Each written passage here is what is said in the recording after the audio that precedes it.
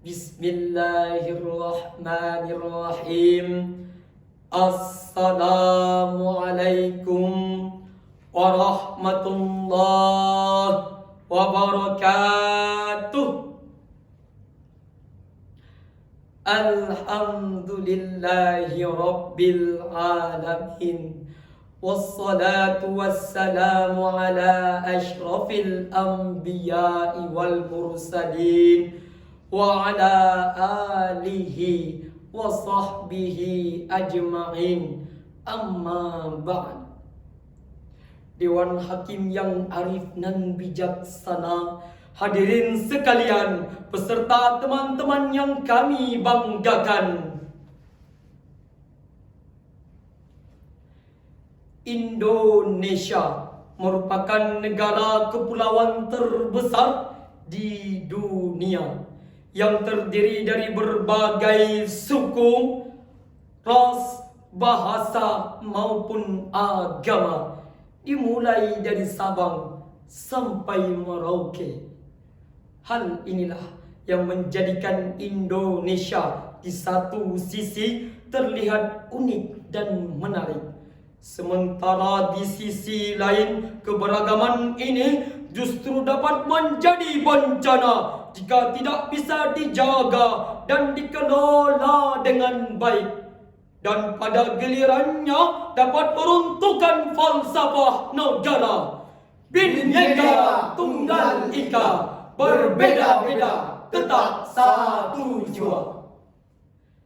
Karena inilah Insinyur Soekarno pernah berkata, perjuanganku lebih mudah karena melawan penjajah, tapi perjuanganmu akan lebih sulit karena melawan bangsamu sendiri.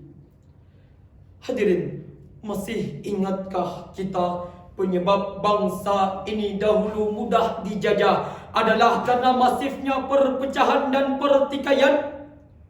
Masih ingatkah kita sebab yang mengantarkan Indonesia dapat mendeklarasikan kemerdekaannya pada 1945? Padahal senjata yang digunakan para pejuang bangsa saat itu masih terbilang tradisional. Hadirin, semangat persatuan dan kesatuanlah yang mampu mengantarkan Indonesia ke depan pintu gerbang kemerdekaan. Bukan karena senjata yang canggih, bukan karena orang Jawa, orang Sumatera, Kalimantan maupun Bali, tetapi karena rasa persatuan yang padu dari Sabang sampai Merauke yang mampu menjadikan Indonesia menjadi negara yang berdaulat. Tetapi kini hadirin, rasa persatuan itu mulai renggang karena hanya mengedepankan keegoisan semata. Perbedaan keberagaman suku dan agama menjadi pilar utama dalam perpecahan tersebut. Saling menghujat, saling menghina, bahkan sampai menistakan sebuah agama. Penyebaran kebencian di dunia maya, pembakaran rumah-rumah ibadah, bahkan sampai saling sindir dan serang antar sesama pemeluk agama. Betul hadirin? Hadirin, lantas bagaimana kita mengatasi masalah ini?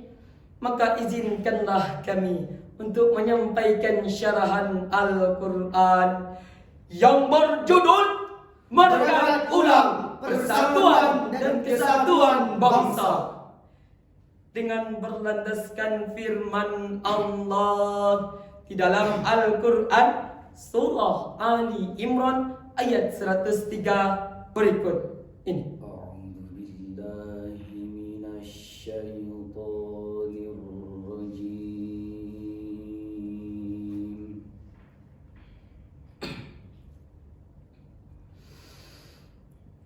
Bismillahirrahmanirrahim.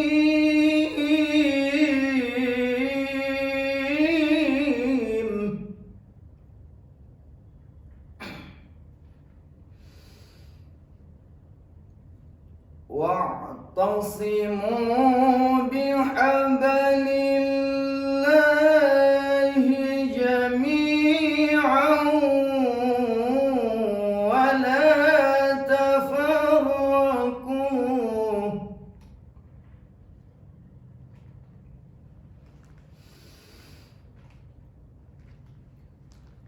واذكروا نعمة الله عليكم إذ كنتم أعداء فألف بين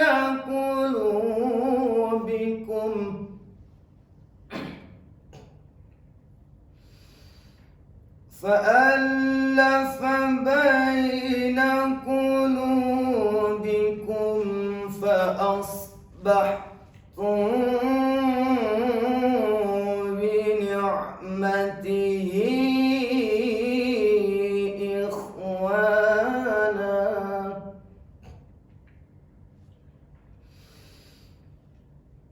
وكنتم على شفا حفرة من النار فأنقذكم منها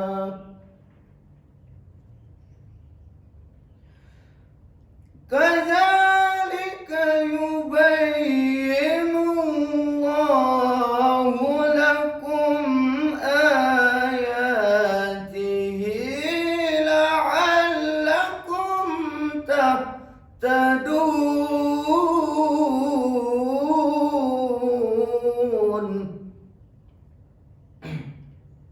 Aku berlindung kepada Allah dari godaan syaitan yang terkutuk dengan menyebut nama Allah yang Maha Pengasih lagi Maha Penyayang. Dan berpegang teguhlah kamu semuanya pada tali agama Allah, dan janganlah kamu bercerai-berai, dan ingatlah nikmat Allah kepadamu ketika kamu dahulu masa jahiliyah bermusuhan, lalu Allah mempersatukan hatimu sehingga dengan karunia-Nya kamu menjadi bersaudara. Sedangkan ketika itu kamu berada di tepi jurang neraka, lalu Allah menyelamatkan kamu dari sana. Demikianlah Allah menerangkan ayat-ayatnya agar kamu bertakwa. Hadirin ma'asyiral muslimin wal muslimat rahimakumullah. Wa'tasimu bihablillahi jami'a, dan berpegang teguhlah kamu semuanya pada tali Allah. Imam Abu Ja'far Muhammad bin Jarir At-Tabari di dalam tafsirnya At-Tabari jilid 5 halaman 683 menjelaskan bahwa makna ayat tersebut adalah berpegang teguh dengan sebab-sebab yang telah Allah tetapkan, yakni berpegang teguh pada agama Allah, sehingga akan mendatangkan janji-janjinya. Di antaranya adalah persatuan di atas kebenaran. Sementara Buya Hamka di dalam tafsirnya Al-Azhar mengatakan bahwa berpegang teguh pada agama Allah secara sendiri-sendiri tidaklah bermakna kalau tidak ada persatuan antara satu dengan yang lain. Oleh sebab itu hadirin, persatuan dan kesatuan merupakan kunci utama kemajuan suatu peradaban. dan penerus suatu peradaban itu sendiri adalah para generasi muda. Oleh sebab itu, generasi muda harus menjadi agent of change, sebagaimana pemuda generasi 1 abad silam yang mampu melakukan perubahan lewat ikrar sumpah pemuda. Kami putra dan putri Indonesia mengaku bertumpah darah yang satu, tanah air Indonesia. Kami putra dan putri Indonesia mengaku berbangsa yang satu, bangsa Indonesia. Kami putra dan putri Indonesia menjunjung tinggi bahasa persatuan, bahasa Indonesia. Mari pemuda-pemudi kita bersatu padu mencintai Indonesia, mencintai negeri ini. Kita putus perpecahan dan eratkan kembali semangat persatuan dan kesatuan melalui rasa persaudaraan di antara kita, sebagaimana yang Allah terangkan di dalam Al-Quran surah Al-Hujurat ayat 10 berikut ini. Innamal mu'minuna ikhwatun fa aslihu baina akhawaykum.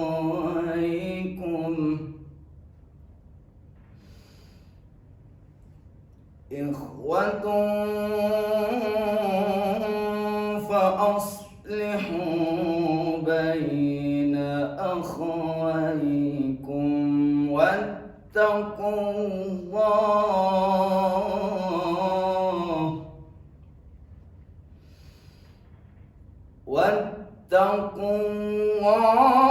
الله لعلكم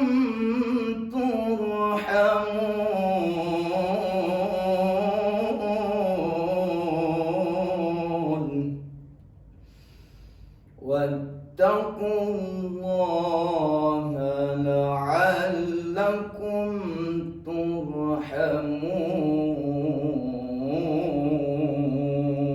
ترحمون. صدق الله العظيم.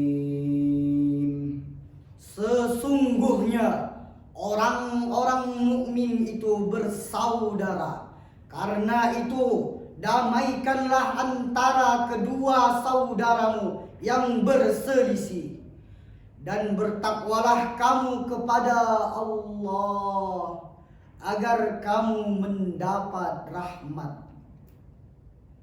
Maha benar Allah atas segala firman-Nya. Hadirin ma'asyiral muslimin wal muslimat rahimakumullah. Syekh Ahmad Mustafa Al-Maraghi di dalam tafsirnya Al-Maraghi jilid 4 halaman 31 menjelaskan, innamal mu'minuna ikhwah ay ikhwatun fid din.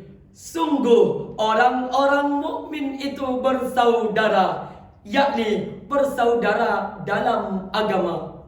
Sementara Kiai Haji Ahmad Siddiq membagi pengertian persaudaraan ke dalam 3 pengertian, dan salah satunya adalah persaudaraan antar sesama anak bangsa.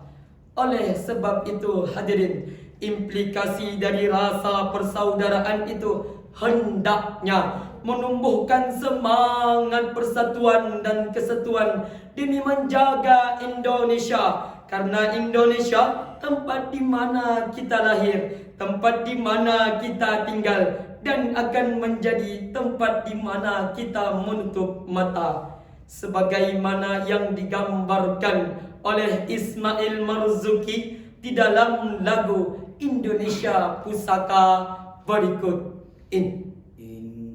Indonesia tanah air beta, Pusaka abadi nan jaya.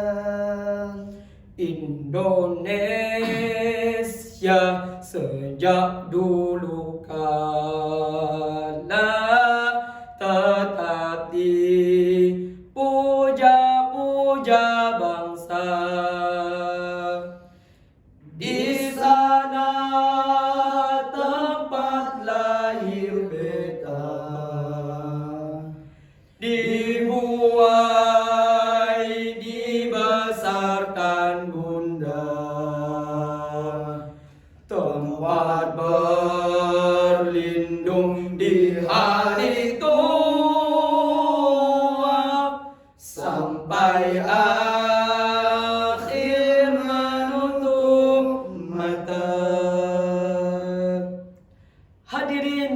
sebagai kesimpulan dari syarahan kami, Indonesia merupakan negara yang besar yang di dalamnya terdapat banyak keragaman. Keanekaragaman ini bila tidak dijaga dan dikelola akan membuat negara yang besar ini hancur dan terkoyak-koyak. Oleh karena itu, pentingnya merekatkan persatuan dan kesatuan demi menjaga Indonesia tetap aman dan damai. Dengan cara menumbuhkan rasa persaudaraan antar sesama anak bangsa. Penutup kata pantun Melayu. Al-Quran penuntun jalan, membawa rahmat bagi insan. Syarhil Quran usai disampaikan, semoga bermanfaat bagi kehidupan. Ikan asin di sambal terasi, cukup sekian dan terima kasih. Wabillahi taufiq wal hidayah waridha wal inayah. Wassalamualaikum warahmatullahi wabarakatuh.